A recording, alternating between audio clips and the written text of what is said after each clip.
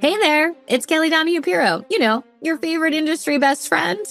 Well, I'm here to let you know that you've done something great for your agency by joining and listening in on our podcast or watching our YouTube channel.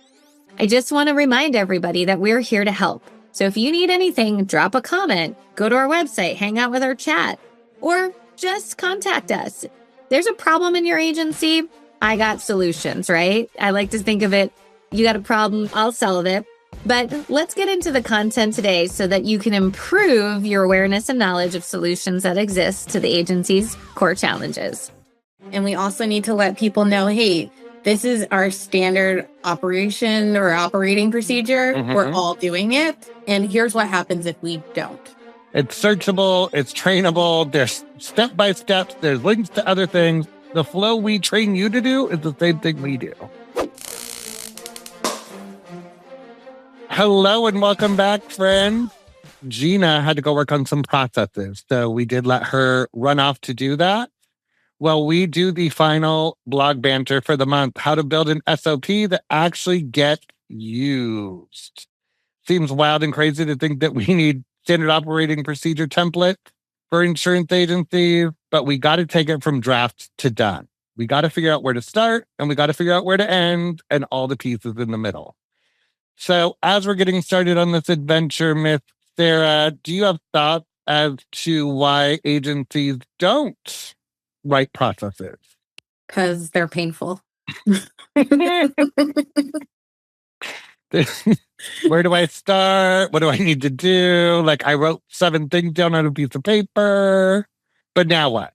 How do I make it pretty? How do I make the team want to use it? How do I get buy-in? How do I... And what if during the 3rd Thursday of the 4th month, during a blue moon, this one carrier that nobody ever uses, we have to make a change with? Isn't that beautiful? So the reality is a lot of times they're painful because we don't know how to complete them or what a good starting point is. So what we really need to remember is an SOP is not a checklist. At the end of the day, it's a training tool. It's a way that we can hold people accountable to their roles. And it's how we can scale. Like, I love a good process that as the team grows or we get larger, we can then break pieces out and say, this is your piece of the process. This is your piece of the process. This is your piece of the process. Everybody should still know what it looks like from start to finish, but they might only need their fingers in a piece of the process. Would you agree? I absolutely agree. So, Sarah, why is it important to have framework for your SOPs? I think it's really important, mostly because we need to understand the why behind it. And I feel like to get people engaged with a new SOP, the why is very important. Why does this matter? Why do I have to do this? What is the purpose in this? What value does the agency gain from it? So I think this alignment definitely reduces people taking shortcuts or not committing to it because they understand how it benefits everybody. And everybody can really dive into moving to commit to goals and definitely having that vision of where are we going. Yeah. It's like we're all getting on this bus. My kids are getting excited for everything you're talking about right now. So I think it's also really important to make sure that, not only do we explain the why, but we also know where we're going. And we also need to make sure that we have a list of unacceptable actions for this process. Because if you want everybody to get on board, what happens when people don't? What happens if people are like, I know we're all on this bus, but I'm going to get off at this stop. But I'm special. Yep. And if you let one person get off at that stop, other people may also be like, okay, so then this isn't required and I don't have to do this. So I don't want to. So it's very important to remember that we need to hold people accountable. And we also need to let people know, hey, this is our standard operation or operating procedure. We're all doing it. And here's what happens if we don't. Yeah, I think it's 100% unacceptable actions, right? This is what needs to happen. I think that we also then need to look at what are the steps? What are the details that go into it? How do we perform said function?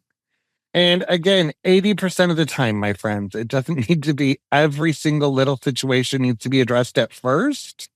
Those are addendums. Those are things that we can add as we go, like for carrier. Z, we do this. For carrier Y, we do this. But as long as we get our top carriers or it works for 90% of our customers, we should be fine. We then need to also look at how do we track it? How do we make it measurable? What are the metrics behind it to know that it's working? I don't know. I think a lot of agencies are afraid of the tracking piece because they think it's tedious. In my experience, I track things for maybe a month or two just to make sure the team's doing it. And then I move on to the next thing. Like I will spot check it from time to time to make sure it didn't fall off. But once the habit's built, it tends to happen. I think we also need to have outside references or if it links to another process. Like, hey, in the event this happened, go to this process. Like, we don't need to rewrite it all back into it, but where do we find it? And my favorite, who to go to if you have questions on the process. Give it some teeth, give it an owner. So as we move through the mission, the desired outcome, unacceptable actions, the steps, the tracking, the references, the ownership, is all of these things really necessary? Do we really need to address this with the team, or are we just adding way too much because we love to hear ourselves talk? We absolutely need to have unacceptable actions because otherwise, why are we creating this? Right. It's like if this is optional, I don't have to use it. I'm just not going to use it. That's why the team doesn't use it. So I don't like it. It feels icky. I've heard it said before. Somebody said, I don't like to read. I don't like to read these processes. And it's like, okay, wow. If you have the memory to me verbally telling you this, you're going to remember it all. Great. But, reading is knowledge. Knowledge is power. Right. We do have to read and we do have to set the expectations of if you have questions, don't be afraid to refer people back to SOP. Like we created it, we put all of this effort and energy into it. Like we need to use it as a team. Sometimes I am seen as not very nice. I don't know why. I'm the sweetest person you'd ever want to know. So the second time I tell you about a process that you didn't follow and I have to send it to you. And then I'm like, here is the process. Please tell me what you don't understand or let's book 15 minutes to walk through it together again. And then people are like, you're so mean. You could have just told me what to do. I'm like, or you could have just followed the process that was trained to everybody. I do like that you take the opportunity to train them because I feel like a lot of SOPs should not just be handed off and be like, it is a standalone option. You're on your own. Like, it's not a choose your own adventure book. Sometimes we do need to actually implement some training and sit down with people, but also we have to understand we can't do this all the time. Right. We need to be able to delegate, especially if you're a leader in an agency. Is this the best use of my time when I've already sat down with you and gone over this before? And we have this gorgeous SOP that I put so much time, effort, and energy into. We do need to let them know, hey, I'm going to refer you to our resources. Here is the process for this. It is clearly written out. There's lots of links. Maybe there's even videos in it. Congratulations. You can actually go ahead and take a look at this and it will guide you through everything because the SOP is exactly what I would tell you verbally if we sat down and went through this together. And at APP, we eat our own cooking as well, right? Like we have things that change all the time. We call them knowledge-based articles, but literally it's a procedure manual. It's searchable, it's trainable, there's step-by-steps, there's links to other things. The flow we train you to do is the same thing we do. And when I go to my leader and I'm like, hey, I can't figure out X, Y, and Z, the first question is, where did you look? What did you search? What were the keywords you used? And did you spend 10 minutes finding a solution? And I'm like, I looked here, I searched these things, and yes, it took me I actually spent 15 minutes before I reached out. And then the response is, okay, cool, here it is. Let's update some of the keywords in our search so that it's easier to find it for you, right? Sometimes I'm looking at the wrong keyword or somebody's not associating one thing with another. And I think that's where we can make those small changes, right? But if somebody's not even trying, that's where the problem lies. And I'm working with the leadership team right now that they've had their come to Jesus moment of I spend too much time at the team's desk, not enough time at my own desk. And they're pushing this. And the team's like, well, now you're me. I'm like, right. But now I can actually be a manager and a leader because I'm not sitting at your desk half the day answering silly questions. So I think the big win or the quick win is pick a process and start it. Anything under just pick one.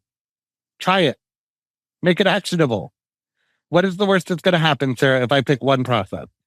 You complete one process. We complete one process, right? I mean, but I think people tend to get overwhelmed and they're like, but there's 400 things we need to do. Mm-hmm. And I almost like want to just close my eyes and spin in a chair and stab it with a pen and be like, this is the one we're starting with. And they're like, well, how did you pick that? I'm like, I literally spun around in my chair and just stabbed one. It doesn't matter where we start. We just need to start somewhere, and we need to have consistency in what they look like. Mm-hmm. So once you get the template built out, once you know what the video should look like, it becomes easier and easier to replicate or have other people on the team build them with you. So as we move forward, friend, clarity scale, guesswork doesn't. I think that we need to just start somewhere and move it forward. Would you agree? I absolutely agree. And if you're looking for a ready-to-use insurance process template, we have one.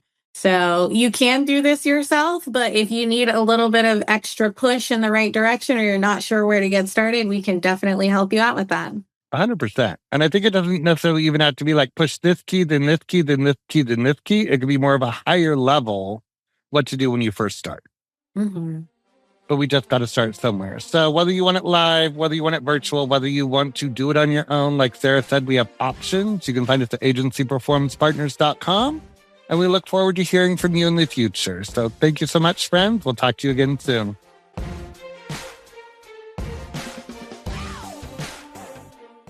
Well, I hope you enjoyed that. It is so fun giving you guys tips and tricks every single, week out there. Remember, you can find us on social media for updates. You can like or comment on this podcast or video, and we're here for you. And check out our website. There's a ton of tools. We have over 1,000 blogs on our website. We have over 1,000 videos on YouTube. You can search and find answers to your top questions. But also, if you need a little bit more help, you want a best friend that's there cheerleading for you, giving you the guidance that you need, and being there on some of those tough days, let us know. We'd love to meet your agency and learn if we're a good fit. All right, signing off. Go sell insurance.